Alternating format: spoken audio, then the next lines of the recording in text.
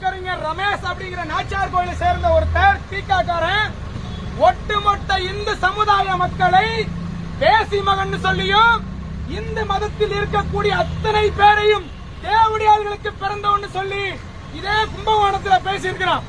அவன் மேல சட்டப்படி நடவடிக்கை எடுக்க சொல்லி கும்பகோணம் மட்டுமல்ல தமிழகத்தின் பல பகுதிகளில் காவல்துறையிட்ட புகார் கொடுத்திருக்கோம். இதுவரை காவல்துறை நடவடிக்கை எடுக்கவில்லை. இங்க இருக்கக்கூடிய காவல்துறை சட்டை கட்டிருங்க. உங்களால நேர்மையாக செயல்பட முடியலையா? மேல இருந்து அரசியல் அழுத்தமா? சட்டையை கட்டிட்டு நீங்க வீட்டுக்கு போயிருங்க.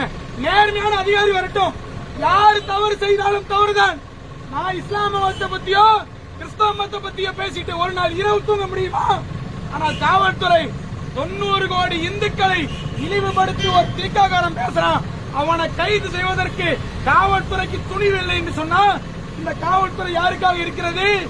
என்னுடைய பிறப்பை இழிவுபடுத்துவதற்கு வழக்கறிஞர் ரமேஷ் என்பவன் யார்? தீக்கா அமைப்பில் இருந்து கொண்டு பட்டியலின சட்டத்தை தவறா பயன்படுத்திக்கிட்டு இந்து மதத்துக்கு எதிராக செய்யக்கூடிய ஒரு துரோகி. காவல்துறை அவனை கைது செய்யாம ஜனநாயக முறையில் ஆர்ப்பாட்டம் செய்யறவங்களை மிரட்டுறது எந்த வகையில நியாயம்? ஒருத்தர் போட்டோ எடுத்தாரு, காவல்துறை போனை வாங்கினாங்க, சந்தோஷம். யாரும் போட்டோ எடுக்க கூடாதுதான். இதுக்கே கோபப்படக்கூடிய காவல்துறை என்ன சொல்றாங்க? முடிஞ்சா பாத்துக்க, அவனால என்ன பண்ண முடியும்?